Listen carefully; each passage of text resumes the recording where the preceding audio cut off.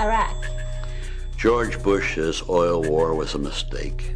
We need to stop killing Americans and Iraqis. Iran. We have no beef with them. They have one with us. Leave them alone. They'll get their own democracy. Terrorism. Been around since the beginning of time and will be with us till the end of time. War on terror. It's not a war.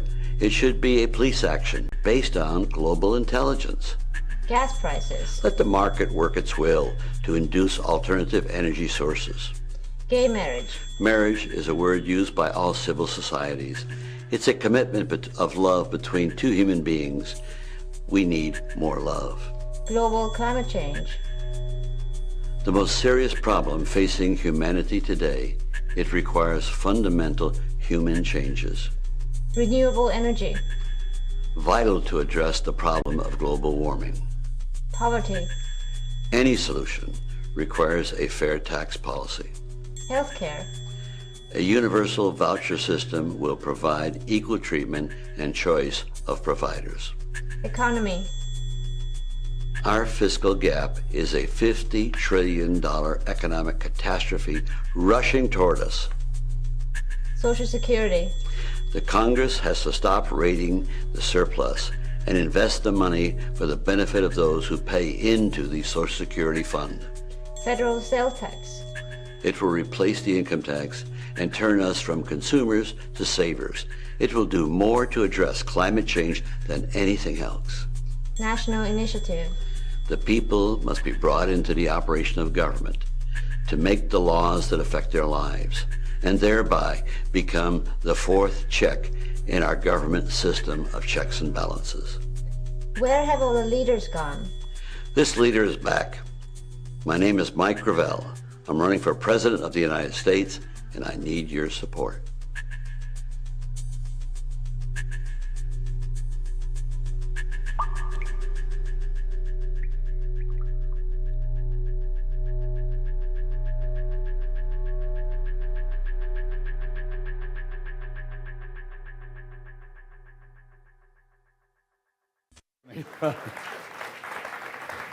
Thank you. You work at Google. You deserve an applaud.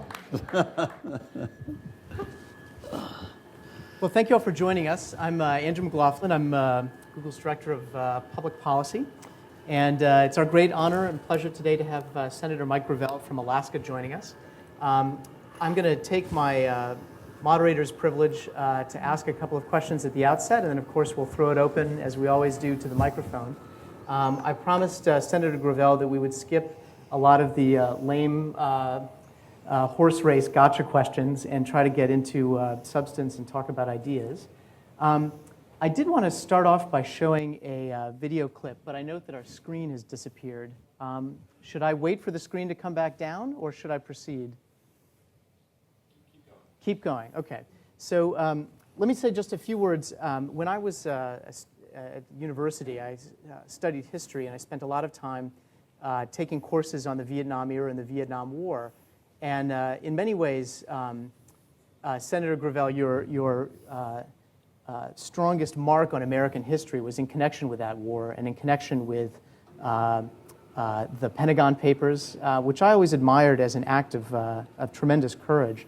Can you say a little bit about your thinking during the war and your strategies and tactics as a senator in confronting a war that you thought was wrong? The tactic was constantly to assault authority, question authority all the time. You can never go wrong by questioning authority, because then they have to respond, and if they've got no response, they don't deserve any authority. And so by using the filibuster as a tactic in the Senate, when I first got to the Senate, you know, we had just had the filibuster over denying the equal racial rights. And so the liberals in the Senate were saying, oh, we got to lower the filibuster rule from 2/3 to 3/4 rather to 60. And I kept saying, and of course I'm from way up in Alaska, a freshman, and I'm talking to all these senior people who just had been through the battle. I said, you're fools, you're giving away a tool. And the tool of a filibuster can be used for good and for bad. That it was used for bad doesn't mean you do away with the tool.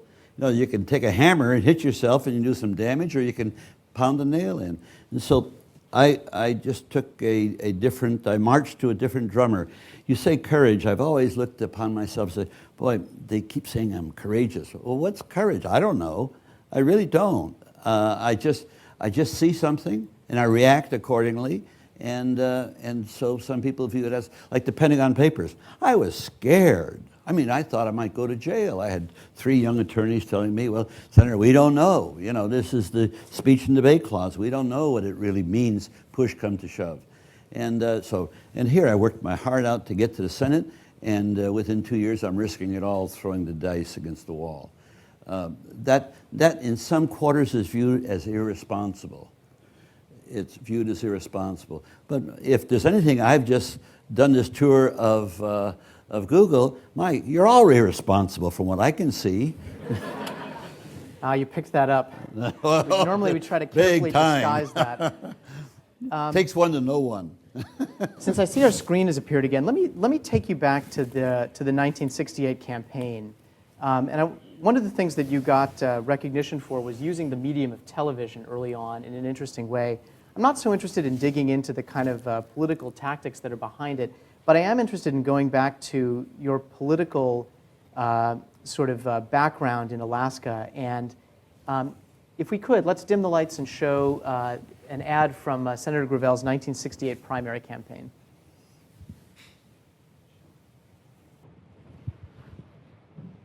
New leadership for Alaska. The proposal that the United States leave Vietnam unilaterally is an unsound one, and I think a very immature one. It's seeking to crawl into a hole and hide and hoping that the problem will go away. Well, the problem won't go away. And as a result of our leadership position in the free world, we have to solve the problem, not just hope that it will go away. We can extricate ourselves from Southeast Asia when and if we are assured that peace can be maintained in Southeast Asia. Because upon that peace will depend the peace of the world. I think our nation can meet that responsibility. In a time that needs new leadership, for U.S. Senator Mike Gravel. Presented by Alaskans for Mike Gravel. You can probably tell where I'm going with this, which is that's the kind of argument that we're hearing now about Iraq. But before we get to Iraq, I'd like to go back to 1968, and can you paint a picture for us about this primary campaign? Senator Gruening, whom you defeated in the primary, was one of the 2 senators to vote against the Tonkin Gulf resolution. It's fair to say that he was one of the leading doves in the United States Senate. In 1968, you ran against him with an ad that was critical of him, or at least implicitly critical of him, for being too dovish on Vietnam. Your thinking clearly changed once you got to the Senate, or I shouldn't say clearly, it appears to have changed when you got to the Senate. Can you go back in time and sort of talk us through that? Very much. I was a protege of Ernest Gruening. Whenever he'd come to town, I'd drive him around. I was a young kid. And so I just looked up, and I thought he was a giant. And I still do. But it's a giant with clay feet, like a lot of other politicians, with some degree of dishonesty and lack of integrity. But all politicians have that, make no mistake about it. What that ad showed that what I was doing, and this was on public radio just recently, and my wife keeps telling me I got to respond to it. I don't have to respond to it. I was not attacking Ernest Gruening, and I never put an ad on attacking Ernest Gruening. What that ad shows that Ernest Gruening is over here viewed as to the far left. And all I got to do is stand next to him, snugged up on his right side. And people will make all kinds of interpolations from that as to where my views are. But poor Ernest didn't know that in his records was a letter from me right after Tonkin Gulf vote, where I just poured out my heart and admiration to him for what he had done. And so when I get, and every so often I get it from older people, well, you defeated Ernest Gruening. He was 83 years old, I was 38, and I was ambitious, and I wanted to do what I wanted to do in life with my life. And so I answered by, hey, would Ernest Gruening have released the Pentagon Papers? I think not. I know Ernest very well. He's tough, and the reason why I ran against him, I would have never done it. I ran for the House.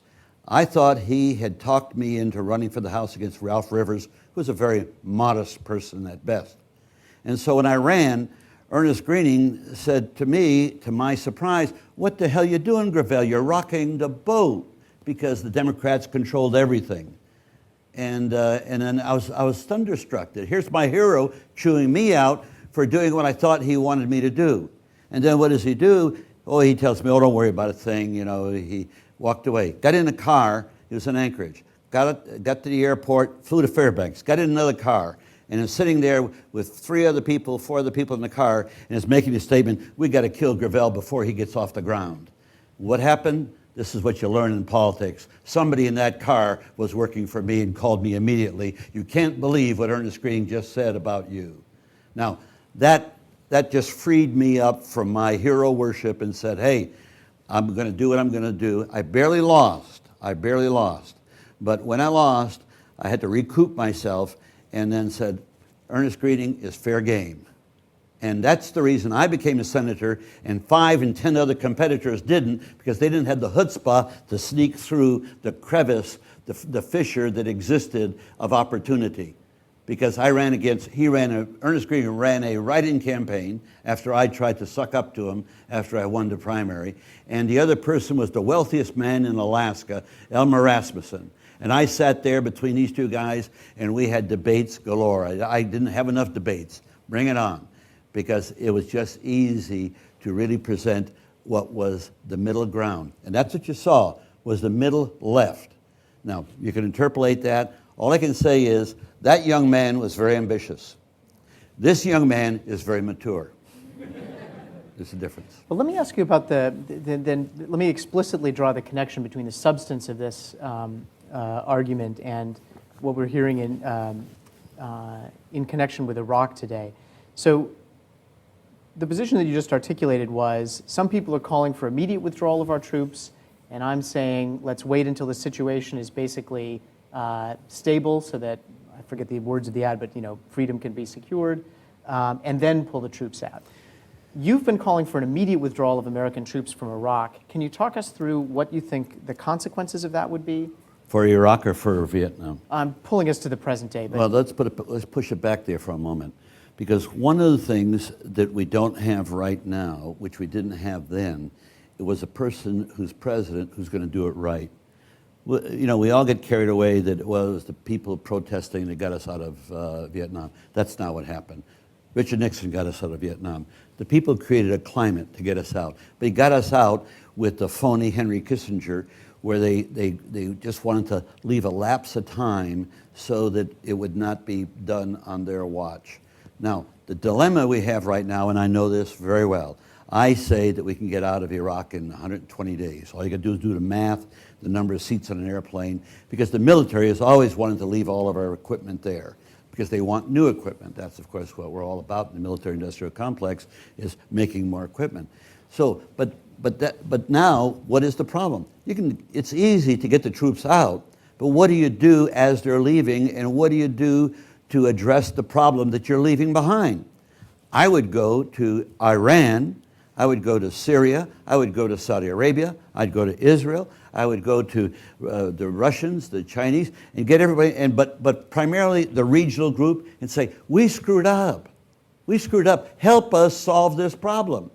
So now, that takes a lot of leadership to admit you made a mistake. And one of the problems that we live with the legacy from Vietnam, that as a nation, we never admitted the moral wrong. And that's the reason why a lot of our Vietnam veterans have got their heads still screwed up, because they can't handle what really did happen. As you as an individual, when you turn around and you make a mistake, how do you address your mistake? You see the mistake and you mature from it. Now, what do you think of a nation which is nothing but an aggregate of individuals that cannot admit wrong? It gets all screwed up. And that's what's going on in the dynamic of this nation. And so now, I've got a great plan. I can get us out in 120 days. I've given the plan to the Congress, guaranteed to work, to override the president. Problem is, he's still president. And so if we do follow my plan to get out, which is good, you think that he's going to be able to talk to these people intelligently? He has got no credibility left in the world, not much less with Iran and other countries. So there's a hiatus there like there existed back then. It's a great idea, that's what we should do, but the leadership is not able to handle it, not mature enough, and that's the problem we have right today. And the sadness is that if there was leadership in the Congress, you might be able to overcome it. I'm dubious about that. One of the countries in the regional group around Iraq is Iran. If you were, let me pose a hypothetical. When we interview people for jobs at Google, we very often do hypotheticals. So we're interviewing you for the presidency. Let me try one. Let's suppose you're president and your intelligence agencies tell you that that what is suspected about Iran is true, that they do in fact have a program intended to produce nuclear weapons. And you've also heard from our ally Israel that they will not allow this project to come to completion, and if necessary, will use military means to stop it. What would your approach? Yeah, what would your approach to that be? First off, what's wrong with Iran acquiring nuclear devices? What's the big deal? Truthfully, look at it. We got them. China's got them. India's got them. You know, anybody's afraid of us wants nuclear devices. And so they're signatories to the Non-Proliferation Agreement. How many of you know that we're in violation of the Non-Proliferation Agreement and the 5 other members of the Security Council are? Article 6 says that we will diminish the amount of nukes around. We're going the other way. And so who are we to point our finger at them? Now, I think it's a stupid decision, but it's not so stupid if you're afraid of us. Then Ahmadinejad, he's running around saying, oh, we're getting close to the bomb. The Israelis, and this is what's interesting about the Israelis, because it's not accurate. The scientists tell us that they're not going to have a bomb for 5 to 10 years. What's the rush? What's the rush to go bomb them if they're not going to be a threat to anybody? But then their rhetoric doesn't match their scientific accomplishment. And that is, and why is their rhetoric off key? It's the same thing with Saddam Hussein. Why was Saddam Hussein hanging in there, making off like he had weapons of mass destruction when he knew he didn't, and we knew he didn't? What was going on? We have made a decision in this country to invade Iran. That's a given, and now it's going to be implemented in some kind of way. Now, if you saw recently in the last debate, I brought up Hillary up short, said I was ashamed of her for doing this. I wanted to say a lot more than that, but that was the kindest thing I could say. And it's a sick situation. It doesn't get any sicker. And so that resolution that passed, does it not bring about some suspicion that Lieberman, who's the author of the first resolution, is now responsible for probably 1 million deaths in Iraq and going on 4,000 American deaths? That's what Lieberman contributed to that. And even before, after that resolution, he wrote a letter to George Bush, please go to war. Now, this is a person in my mind, and I would say this to his face if he were saying, he's sick. He's sick in the head. Anybody that is so cavalierish about human life and has power is sick. There's just no other way to look at it. Or you could be nice and be reserved. But if you look at it, and so now what are we doing in Iran? They pass. He comes forward with a resolution. Hillary doesn't even know what she's voting on. I go up to Biden before the debate and Dodd, and I'm congratulating. I said, my God, you guys voted right. And they're looking at me about what? I says, well, the Lieberman resolution. They didn't even understand what their vote was. And so then when we got on camera, I thought I would do the gracious thing and compliment them for voting it right and telling Hillary that I'm ashamed of her. Well, Hillary not only didn't understand it, she starts giving some phony reason why. The United States is party to sanctions to the Republican Guards. That passed in the UN in March. So we're already there. We've got 5 generals and 2 admirals that we had their names, and they can't move money around the world anywhere. So we're already doing that. So what is the purpose of this? And then Webb was right. The only guy that understood what was going on, and it was happening so fast, he didn't get his moxie up because he could have filibustered, and he chose not to. But what Webb was saying, hey, this thing has just sprung on us. I'm on the Armed Services Committee. This is something that should go to committee. Nobody's got any hearings. Nobody knows anything about it. And we're making quick interpretations of what this means right there when you're about to vote. And who votes? The Democratic leader, Reid, Carl Levin, a fine person, chairman of the Armed Services Committee. The only guy that spoke up was Webb. It doesn't get any worse than that. Now here's what the purpose of the resolution was. And that was to take the term terrorism and apply it to a part of the government of Iran. The fact that you can't do that in international law is beside the point. You now get the magic words, terror, and it's on the other border. And so they now, George Bush, and I'm going to be shouting this from the rooftops, because unless somebody doesn't do that, they're going to do it. I'm convinced of it. Otherwise, why is this exercise going on? And so now what will happen is it's not going to be like Iraq, where they're going to have the big military buildup. I'm very proud. I ended the draft, and George Bush doesn't have the boots on the ground to put into Iran. So what they're talking about, and if you want to look at the New Yorker magazine, Cy Hirsch wrote in detail all the plans they have. Well, what they're going to do, they're going to pull off what was done in Laos. They're going to come in with a slight argument. And you see Petraeus, this four-star general, a liar. And I've said this on national television, and I'll say it to his face. I become president of the United States, I got to tell you, we're going to make an investigation in the military. And anybody who has made statements that were not corroborative, but are there to incite war and loss of life, they're going to be court-martialed. You can't do that from a position of power. And they have power, and they have the respect of the American people because we've militarized our culture. And so we think they walk on water. Let me ask you to read one book. It's called 11-11-11 by Serpico. It's how the First World War ended. And you'll see how craven and venal some of these generals can be. You get some good generals, but there's a lot of craven and venal ones. And Petraeus is one of them. When he's making the statement to the American people today, and they've arrested another group of Iranian diplomats. And of course, we arrested 5 of them. Now, can you imagine? These are diplomats. They're being arrested, and we're saying they're there to help facilitate the transfer of arms. Well, you know, you want to go back to the intelligence? I get intelligence that they're bringing in arms. So what?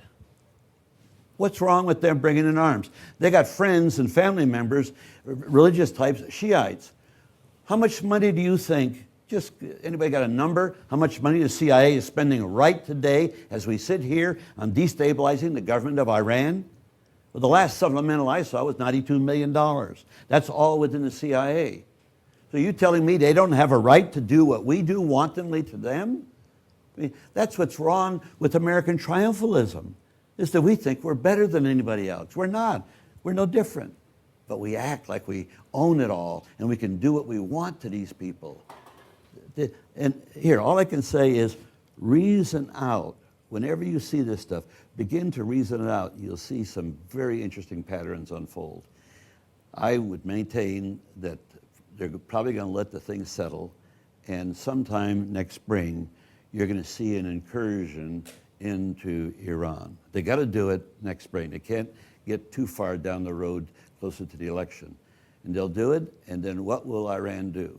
Well, you got the likes of Ahmadinejad, who just shoots his mouth off over nothing. Imagine what they'll do now when we take out some life. We've arrested these people, and they have not retaliated, except with the 5 Americans that were over there that they arrested and have released, I think, 1 or 2 now.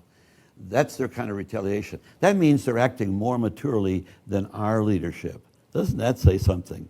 The likes of an Ahmadinejad is acting more maturely than George Bush. And you say, well, these are a bunch of religious nuts that run that country. We got a religious nut running our country. Is there any difference? Really, really. So if you become president, and let's suppose that American troops are still in Iraq at the time, I presume you would implement some version of your 120 days plan to get them out. Immediately. So more than that, let me tell you. I'm making my inaugural address, and we're going to bomb all of the prisons in Guantanamo, at the one in near the airport and 2 others in Abu Ghraib. I mean, while I'm reading my inaugural address, I will make sure that I have the military, because they'll get promoted, because I have no power until I'm sworn in.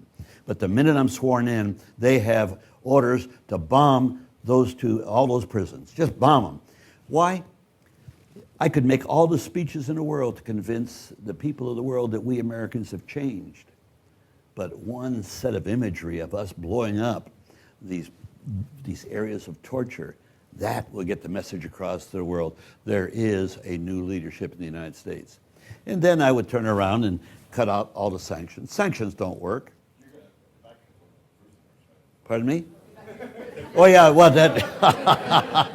Yeah, that's going to happen. Right? They're coming to the United States, and they're all going to get attorneys. Okay, they're all going to get attorneys. And yeah, I got a tactic that'll blow your brains out. Here, I know that what I do is very controversial, and so I become president. My God, the timbers are going to shake. This guy's crazy. It's good. At 23 years old, I was a top secret control officer. And I'll tell you the tactic I have for them that they can't handle, and I don't mind making it public. 80-90% of what the government does in secret should not be in secret. The people should know it. Now, you remember what happened with the implosion in Russia, in the Soviet Union? Man, they were digging through the archives. Who was a spy? Who was not a spy? Who did harm? Did this? The same thing happened to Stasi. Well, I got to tell you, I become president, we're going to tip over all the garbage. They'll keep the nutcases so busy they won't have a chance to attack me, because they'll be covering your ass as best they can as you go forward. That's just one of the tactics. The other is let me tell you about sanctions. And I don't mind taking a swipe at Bill Clinton, because we're getting 2 for the price of 1. Well, I'm going to deal with him as 2 for the price of 1. You realize that in his 8 years, 500,000 children, I'm not talking about adults, old people, I'm talking about children, died in Iraq, and it's not a disputable figure. They died because of our sanctions. No clean water, no medicine, everything, improper food. 500,000. Now that's Bill Clinton. That's the American good side of us, that did that. Now, Madeleine Albright was hit with this question, and she said, well, there's collateral damage, and it was worth it. Well, I'll tell you, Saddam Hussein never missed a meal in those 8 years. And it's not worth it. It's immoral. It's immoral. And when you have political leaders that can't make that distinction between what is moral and what is immoral, then little wonder we have some problems in our political leadership.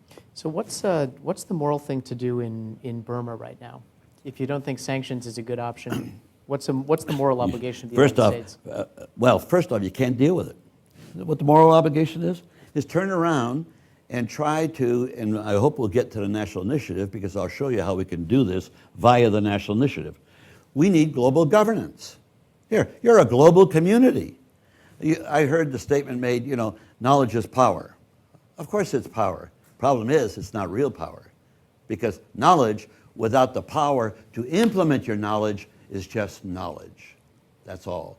You're just doing therapy for yourself. So if you have knowledge, you need the power to implement it.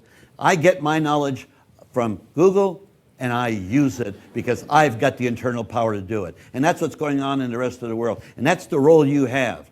It's interesting. You call in the politicians. The politicians should be at your feet, listening and learning. This is an awesome briefing I just had. You're so blessed. You're so lucky to be here, to be part of this whole process, because that is the future. I'm not the future. You are the future. And it's the future of packaging knowledge so human beings can use this knowledge, but we're missing one ingredient. And there's only one place on earth that has that ingredient, and that's Switzerland. We're missing the ingredient for the people to take the knowledge and be able to do something with the knowledge. All they can do right now is go to the polls and give their power away to politicians who use money from special interests to manipulate them so they vote for them, and the politicians tell you what you want to hear. That's our system. Here, you people are in the 21st century, and I'm running in a political dynamic and system that's 226 years old and has never been changed. Just look at the amendments to the Constitution. They're all housekeeping. Oh, you say, well, we expanded the franchise. That wasn't done by amendment. That was done by the Civil War. That was done by the women got their vote because several states had initiative and referendum, gave them the power, and Edith Galt was in the bedroom with the president, Woodrow Wilson. He was sick, and she was the one telling the people what's going on. And so she said, okay, we buy into, and he opposed it all of his career, we buy into women having the right to vote. That's how that happened. Yeah. And so tell me it comes from on high. It comes from you, from the bottom up. You're the revolution. I can't tell you how it excites me to see this. I was using the comparison. I mean, working here is like going through an intellectual orgasm all day long. I mean, okay, now next question. Well, why don't you, since you raised the national initiative, I want to give you a chance to make the pitch on that and to explain what it is and why we should support it. It floats my boat, first off. What it is I'm more of a theorist than an activist. I didn't want to run for president. My God, look at my age, I'm going to run for president. Running for president is terrible. Being president is going to be great. You know, I'll live well for the 4 years that I'm there. But only four. You can't take more than 4 because you're going to have to masticate every change I brought about. So now what happens is when you become knowledgeable about the processes of governance, you realize that representative government is broken. Oh, we love to say, you know, our founding fathers. Hey, I love our founding fathers. Problem is they weren't what we think they are. We lionize them. They all said, and the quotes are replete, that the people have the right to make laws. They use a code language like, the people can change their government anytime they want to suit their happiness. Okay? That's lawmaking. That's what that means. Now, what happened on the way to Philadelphia when they turned around and did not provide us with any procedures to make laws and to change our government? They were elitist, and they cut a deal with slavery because they knew the country was falling apart. And so we're the victims of that. Not only the slaves, but we, the rest of the people in this country, were victims that we never were able to assert our governance. And governance, so you don't make any mistake, it's not voting. And we're brought up from childhood, oh, got to go vote, got to participate. That's not where the power is. The power is lawmaking. Them's that makes the laws determine who, how, and when you vote. And so if you're ever going to get a handle on the government, representative government, which is broken, then you got to become lawmakers. And so I landed on this idea. Well, I started grappling with it in 1971 in the book Citizen Power, which we're reissuing shortly, and I hope you'll go buy it. And if you don't want to buy it, you're going to get it free on my website. But read the book. It's going to be very controversial. And so the whole concept is that we now have to empower the people. Well, you all live in California. You got the initiative. And of course, when I travel around the country, they say, well, Gravel, you know, your initiative idea is pretty good, but look what California does. And I always respond by saying, California is the best governed state in the United States. Go ahead and dump on them. You're just jealous. That's all. And so, but what you have here in California is you have what 23 other states and several hundred local communities. You do not have proper procedures for lawmaking. Lawmaking is a serious endeavor. You cannot turn around, get an initiative qualified, everybody throws money at it, and people vote. That's not the way to make laws. Oregon had 7 years ago, had a situation where they had 26 initiatives, and they had all the people running for office, and they put out a book to the electorate that was over 300 pages. Now, can you see a citizen walking to the polls with his 300-page book, and it's now going to make 26 decisions on initiatives? I mean, no legislative body in the world would ever think of acting like that. But that's the way we treat the people in this country. You know who does that? That's representative government. The people who brought about the initiatives at the turn of the century, they were IRR laws. What they did is they were progressives and populists. They understood that they had to overcome the corruption. And so what they did is they passed these laws, but they didn't have a lot of experience legislatively. And so the more senior members ate their lunch. And so they kept it designed in such a way that representative government controls the initiative process. They do it primarily to the judiciary so that their fingerprints are not on the dastardly acts that they do. Now, I come in and I'm looking at this. I'm informed by my own experience of being a Speaker of the House in Alaska, 12 years in the Senate. I'm a knowledge junkie, and so I'm grappling in 71 with, I know the people are the boss, but I just can't figure it out because I'm a senator and that's supposed to be more important than the people. So I'm confused and conflicted. You see a little bit of it in that little bit. So now I mature and I leave the Congress, and I'd never used my title as a senator until 7 years ago. I was literally ashamed of being a former senator because I know how bad it is. I've been there, seen it. And so when I see people just with round heels will admire, he's our leader, he knows what's right, question authority, please. And so now, what can we do? I spent 10 years writing a law, and I had it vetted with a lot of colleagues. I was the only person with legislative experience, and now that law is backed up by Richard Parker, one of the constitutional specialists at Harvard, by Akhil Reed Amar, probably the renowned constitutional specialist in the United States of America, by Tushnet at Georgetown, Becker at Auburn, and a few other universities. And I got him on video that what I'm talking about is legal. You have the right, you're sovereigns. And so all I got to do is use the talent and the tools of Google and ask the American people, do you want to be empowered as a lawmaker? You couldn't do that 30 years ago, 20 years ago. So I ask you, do you want to be a lawmaker? That's where power is. And so if you say yes, and there's 60 million of you, it's the law of the land, and the Supreme Court can't even touch it. And the constitutional moment occurs, will the Congress appropriate the money to permit the electoral trust to come into being, which will administer the procedures on our behalf? And I know how the Congress works. Push comes to shove, they're cowards. When you get 60 million Americans that weigh into this, who really want to be empowered, Katie, bar the door, don't you worry, you'll have that power. And then, now, what you need is not only to have the national initiative, but stop and think of the issues that you can't get, okay? Is anybody talking about tax reform? We've got a corrupt income tax system that not only is it corrupt to us as individuals, it's corrupt to corporate America and cripples us as we try to compete in the world. That's our tax system. Okay? Is there any thought of changing it? Here, Charlie Rangel in the House. I was on the Finance Committee for 8 years. I'll tell you how bad it is. And, well, I won't tell you the details. If you want the details, I'll give it to you later. But so now you've got health care. How many of you realize that Bismarck put in health care in Germany in 1888?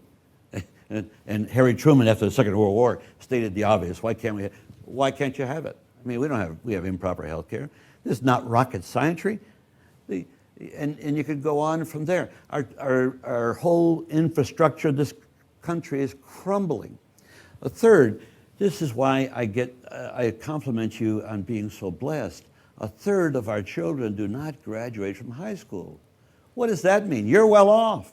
Your careers, your future, your life is assured. But what about the third of our youth that don't even get out of high school? They're destined to a sub-economic existence.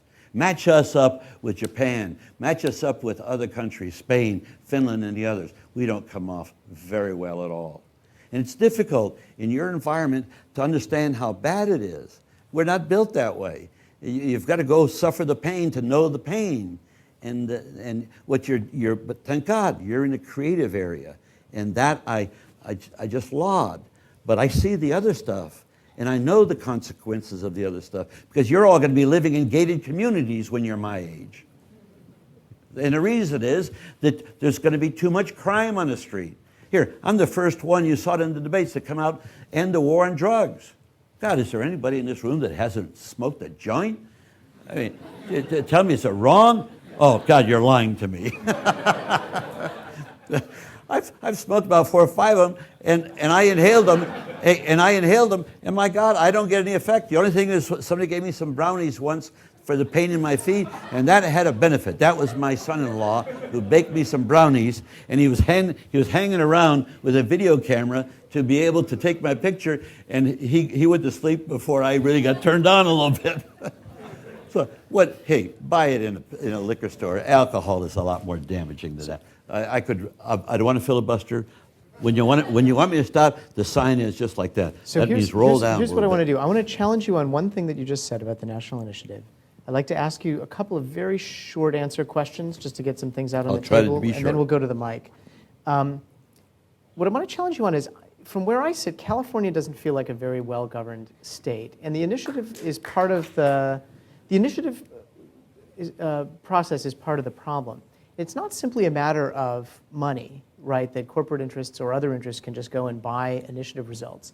The problem is that initiative after initiative after initiative has locked up parts of the California state budget and required that money be spent in particular ways. And the amount of discretionary spending has shrunk. So I think at last count, north of 70% of California's budget is locked in, either through federal mandates or through initiatives.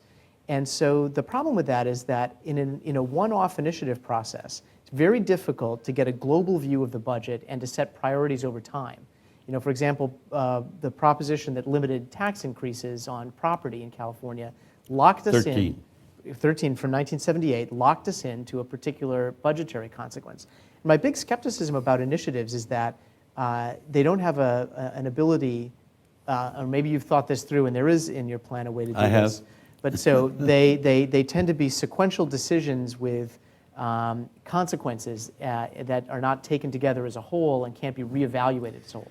How would you deal with that? Well, first off, I have dealt with it. All you can do is read the text of the law that I'm proposing, which is the National Initiative. Secondly, what you're describing is a bad law. I said that, or didn't I not say it very clearly, that in the 24 states, we don't have good law because it's controlled by representative government.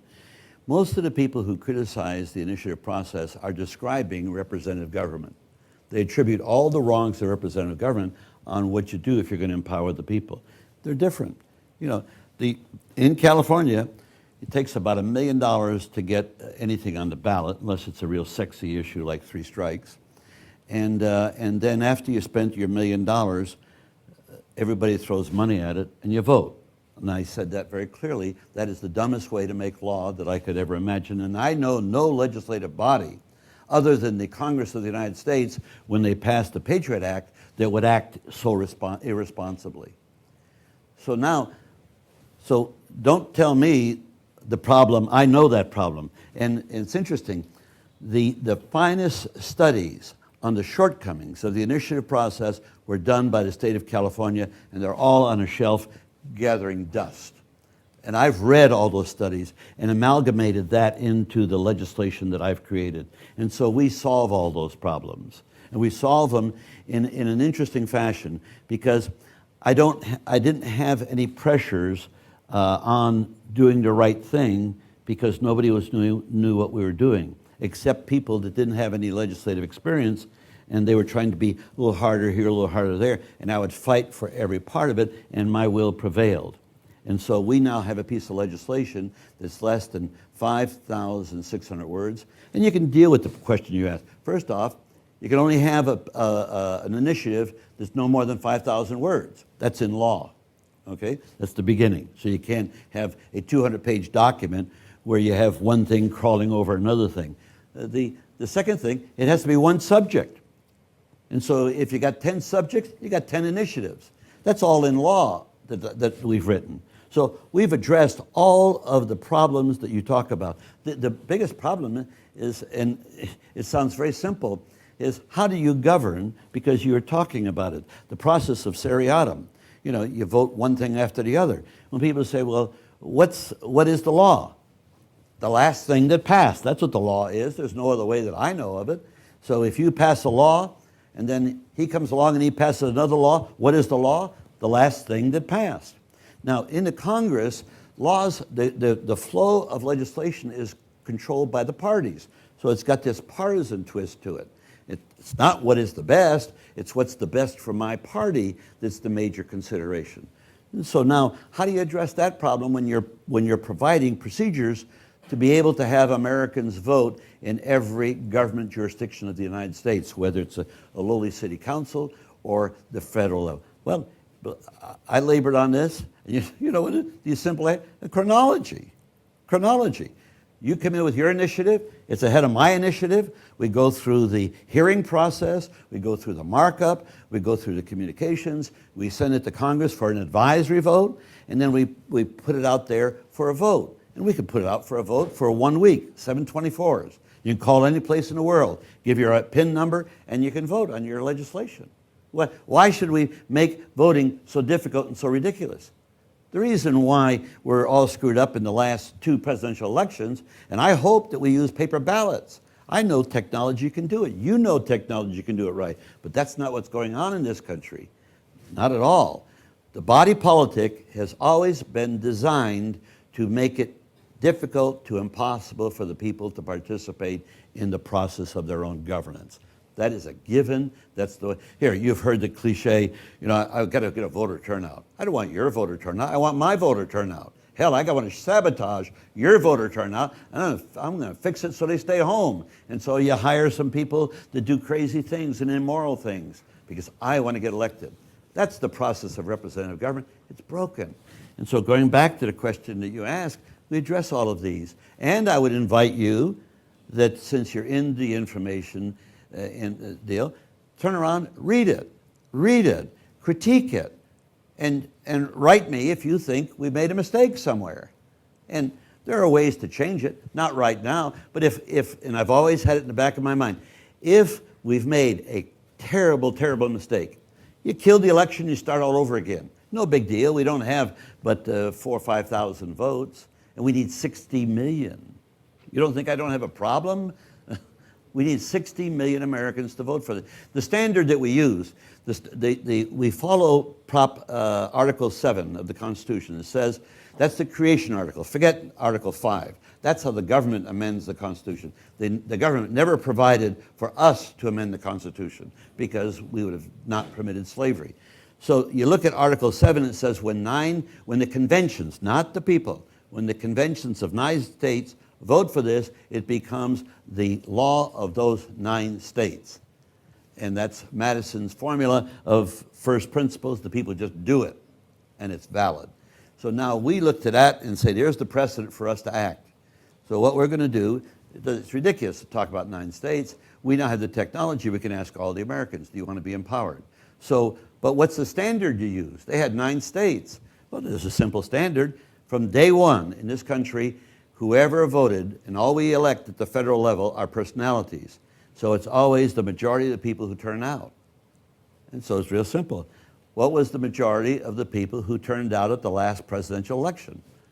It comes to about 60 million people we need to vote in the affirmative. You can go to the website that we have at nationalinitiative.us, and you can vote no. And we get about 20% of the people who vote no. 80% vote yes. And that's fine. You can change your vote. And people, I was getting a criticism on, here's a simple mundane deal, that the problem that you would love to solve out there on one of your boards. And that is, how do you fix it when you don't have any money to permit people to change their vote? That's an interesting problem that took us a little time to figure that out. Well, what we did is, and it was a young man, I hired a company that one of the major companies that does these machine voting, and 6 months and they couldn't deliver, and they were billing me $68,000. And I said, you keep your money, no delivery, no pay. And so I have a young kid comes up to me, a techie, had worked 15 years for Sun. He's in France, and his stepfather, who was my chief of staff, and he's talking to me about it. I says, he says, I think maybe I could do something. I said, well, I don't have any money to pay you. And he said, oh, well, we'll spec it. 30 days, he figured out what they couldn't figure out in 6 months, and they had at least 50 people. You're going to vote? We ask you to register, just like you do in government. And so you register, but we ask you 2 things that are very interesting. We ask you for your city of birth plus your date of birth. Now, when you go back in to check to see how you voted or to change your vote, you have to give those two. Now, it's not perfect, but the likelihood of somebody with your name being born on that particular date in that particular community is somewhat rare. And so we have a very simple, straightforward device to be able to properly identify you so that you can see how you voted and change your vote if you want. Please. All right, quick questions, a sentence or less of an answer. Oh, yeah, tough. Hey. You want to end the war on drugs, would you legalize crystal meth? Crystal what? Crystal meth. Take heroin. Oh, yeah, very. No, that's a simple one too. First off, you get your marijuana in the liquor store, and how you do it? You need some crystal meth. Go to a doctor, get a prescription, then go get it filled at the Anything with a drugstore. prescription, Right. marijuana And then, you know what we do? at the no, drugstore. no marijuana. You go buy marijuana at a liquor store. But any hard drugs, you go to a doctor, and the doctor has to fill out a form, so you are identified as a druggie. And so now we proselytize you. You know, we send you a little literature. You want to get off of drugs? Pick up the phone, call us. We're there 24 hours a day. We'll walk you by the hand to an AA meeting or whatever we'll have at that point in time. That's where the help is. Hard drugs is, hey, I take hard drugs for the pain in my foot. I take one a day. I don't want to take any more because it makes me drowsy. And so we're all druggies to one way or another. And so what's the big deal? What we need to do is recognize that it's not a criminal deal, it's a public health problem. That's the short answer. Okay. I can elaborate a little bit more, but I know you don't want me to. Well, we need to move, Get other unfortunately. And last question from me: does the Second Amendment apply to individuals and give them the right to own arms, or is it a group right? Well, I'll tell you, yeah, I can look at it both ways. I come from Alaska. Do you think I was up in Alaska saying, "Hey, we're going to do away with guns"? I mean, you saw that tape, okay? No, what you do, but they were always suspicious of me in Alaska. They knew that this guy's not sincere because he doesn't hunt or fish. You know, so you imagine living with that problem and getting elected in Alaska. And so I can't address that. All I can say is the Constitution says that. I want to empower the people to make those decisions. And if you don't like my decision, let's say on a woman's right to choose, that's always been my position. I don't embellish it, that's it. I can't be reasoned with on that. But that's an issue. All of these vexatious policy issues will be decided by the people. I become president. And so if you don't like my position, don't worry.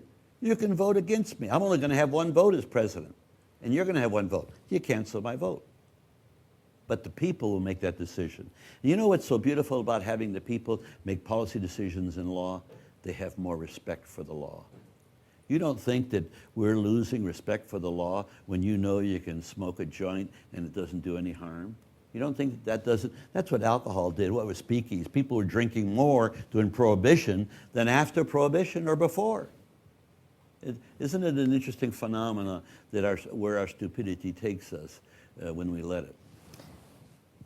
We've got to wrap up in about less than 5 minutes. Does somebody want to hit the mic and pose a question? I mean, that's all we get from them is 5 minutes?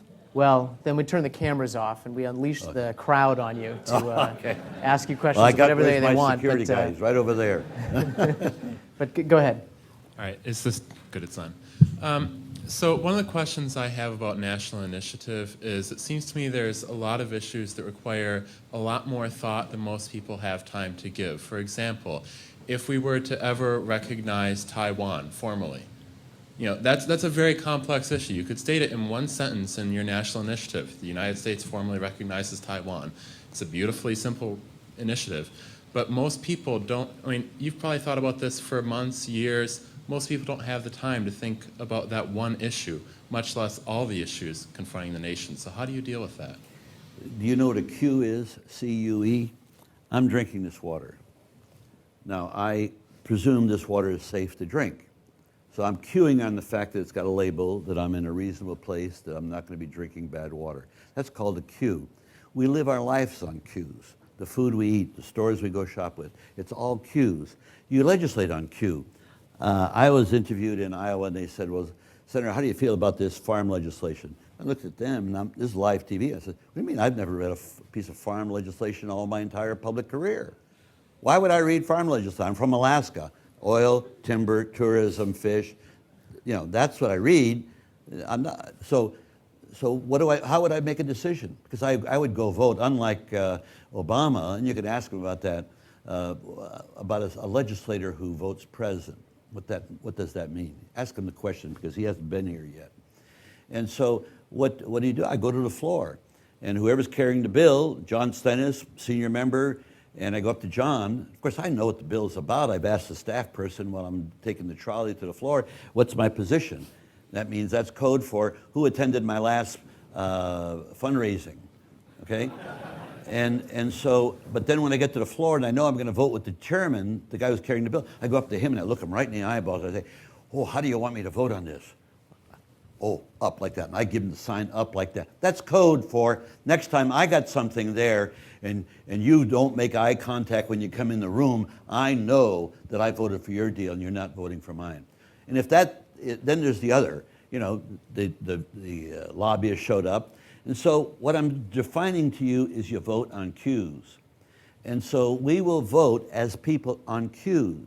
And so you say on Taiwan, first off, you'll have a hell of a dialogue in this country over that. And it'll be a great dialogue. Because does China have the right to consider Formosa or Taiwan part of its land historically? Do they have the right? And the question is, the serious part is, can they enforce that right militarily? The Chinese are taking the long view. They're patient. And that's what we should be doing as a nation. So you'll have people like me out arguing one side, you'll be arguing the other side. You're right, go ahead. All I want to point out was that people have very short time, and while we could have a great debate on that, that has to compete with American Idol, it has to compete with Cooking Dinner, and it's probably, you probably a have hard some work battle. to do.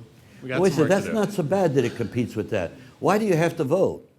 I mean, I get it all the time. Oh, is this going to increase the voter turnout? I don't care if it increased the voter turnout. I'm only interested in one thing, the quality of the voter turnout. The quality of if people are voting for a bumper sticker or they're voting for Hillary because she's a woman, my God, there's justice because people vote for men because they're men. But still, it's irrelevant. It's irrelevant. And that's, of course, what you'll see is people will vote like you'll vote and you won't vote. And we pass a health care deal and you get hurt by it. Boy, I'll tell you, next time something comes up, you'll vote. And that's the process. We have a structure of representative governments that is designed to keep you in civic adolescence. And that is, you give your power away and you hold them responsible. Now, how can you grow up if you don't take responsibility? And so the initiative is a way to take human beings and force them to become responsible. They'll make mistakes, but they'll have the power to correct it, which is not what happens in representative government. All right, here's how we're going to wrap up the formal portion of this. We'll do the last two questions in line. If we'll just take them one after the other, you'll get to answer those in whatever way you want. I'll try to hurry And then up. we will wrap up. I need to let the camera crews shut off their cameras, and we I'll will stay as long as you want. unleash, as I said, unleash the crowds on you to talk one-on-one or in a small group. So go ahead, please. Mr. Senator, this is about the free trade agreements that the U.S. is signing with or negotiating with Colombia, Peru, Panama, and South Korea. The Democratic Party seems to be reluctant to sign these agreements, especially in the case of Colombia, arguing that it has a poor record, perceived or realistic, about violence against union leaders and other people. It sounds to me like it's kind of counterproductive that you will hurt the economies of these countries and that it will sink those countries further into violence that will in turn hurt more union leaders. So it's kind of counterproductive, and the Democratic Party's the New York Times just published an editorial against President Uribe and things like that. So what is your position and your take on the free trade agreements?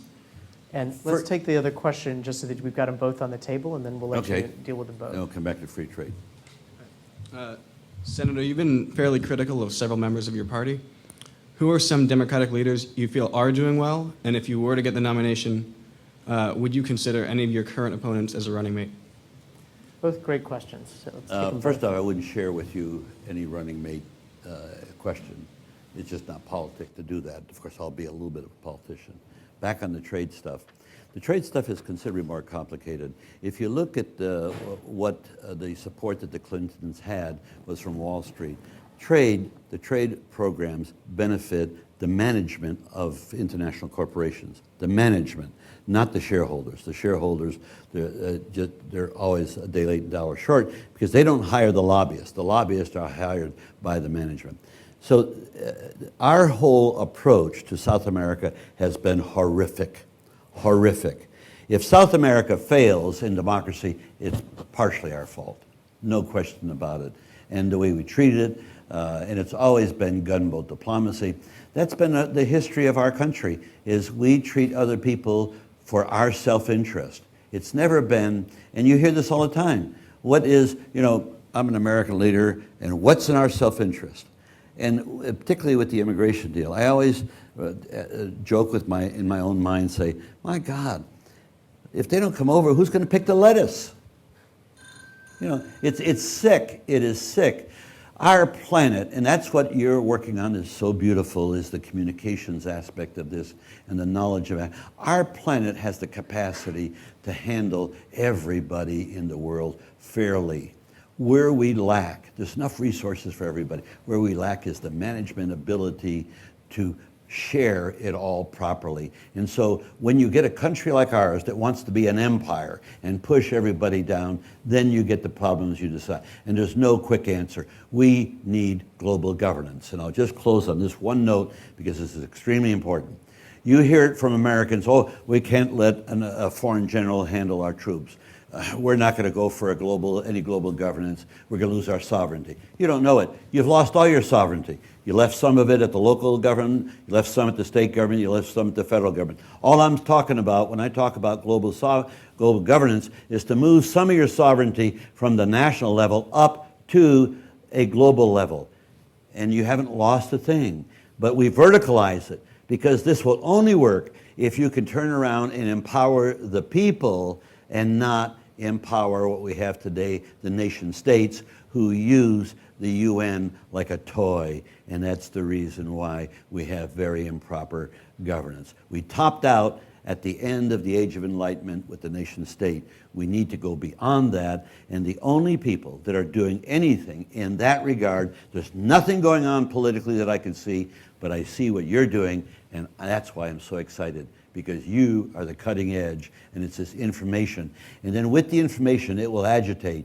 And as a result, what will happen, it will create the climate for somebody like me to come out of left field and present a piece of legislation that will empower you, and it will race around the world like wildfire. Thank you very much. Senator Gravel, thank you for coming to Google.